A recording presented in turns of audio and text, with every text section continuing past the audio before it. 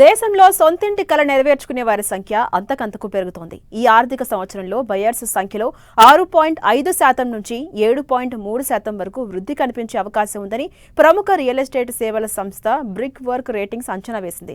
గృహ రుణాలకు సంబంధించిన వడ్డీ రేట్లు తగ్గుతుండటంతో ప్రజలు ప్రాపర్టీ కొనుగోలుకు ఆసక్తి చూపుతున్నారు.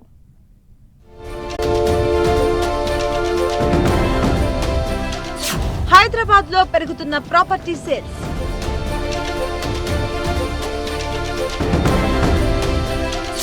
పెట్టుబడిదారుల విశ్వాసాన్ని పెంచిన గ్లోబల్ సమ్మిట్,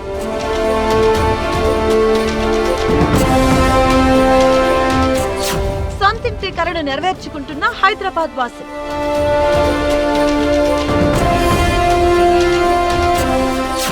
బయర్స్ సంఖ్యలో 7.3% వృద్ధి నమోదయ్యే ఛాన్స్.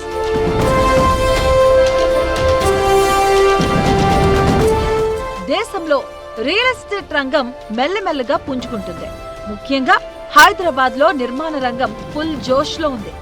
సొంతిల్లు కొనుగోలు చేసే వారి సంఖ్య క్రమంగా పెరుగుతుంది. హైదరాబాద్ సహా విశాఖపట్నం, అమరావతి ప్రాంతాల్లో నివాస గృహాల మార్కెట్ వృద్ధి చెందుతుందని బ్రిక్ వర్క్ తాజా రిపోర్ట్స్ లో రిలీజ్ చేసింది.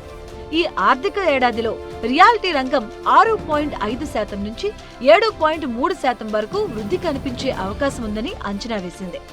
జీహెచ్ఎంసీ విస్తరణ, ఫ్యూచర్ సిటీలో గ్లోబల్ రైజింగ్ సమ్మిట్ లాంటివి హైదరాబాద్ లో పెట్టుబడిదారుల విశ్వాసాన్ని పెంచాయి.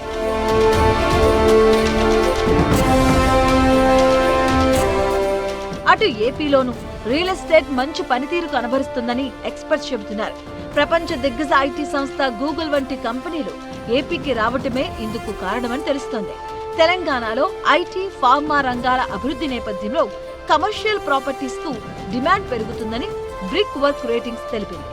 2034 నాటికి తెలంగాణ $1 ట్రిలియన్ వృద్ధిని సాధించాలి అంటే 12 నుంచి 13% వృద్ధిని సాధించాల్సిన అవసరం ఉందని బ్రిక్ వర్క్ రేటింగ్స్ అంచనా వేసింది. దేశ జీడీపీ వృద్ధి సుమారుగా 8.2% ఉందని, ద్రవ్యోల్బణం నియంత్రణ స్థాయిలో ఉందని స్పష్టం చేసింది.